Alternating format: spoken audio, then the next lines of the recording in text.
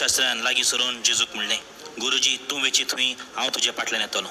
आनी जेजून ताका सांगलें, कोल्याक दोली आसात आनी वाऱ्या वेल्या सुकण्यांक जागे आसात, पूण मनशाच्या पुताक आपली तोकली तेकोंक खंयच सुवात ना.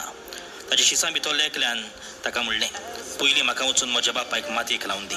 जेजून ताका सांगलें, तूं म्हजे फाटल्यान ये आनी मेल्यान ताणें आपल्या मेलेल्यांक मातयेक लावन दी. बाबड्यानो, जेजूचो फाटलाव करता तेन्ना सगळीं सोंपेपणां मेवतली म्हणून रावंक जायना. खोश त्रास आटेविटे आसाच, पूण जेजूचो फाटलाव करता तेन्ना आमी सगळें जाणून ताचो फाटलाव करूंक जाय. खंयच्याच वस्तूक खंयच्याच मनशाक कित्याकूच आमी चिटकून रावंक जायना. आनी तो कितें जावन आसा जेजूचो खरो फाटलावदार. जेजूच म्हणटा मेलेल्यांक आपल्या मेलेल्यांक मातयेक लावन दी. म्हणल्यार दुसरीं भाव भयणां आसात जी एकामेकाच्या आदाराक पावतलीं, मातयेक लायतलीं.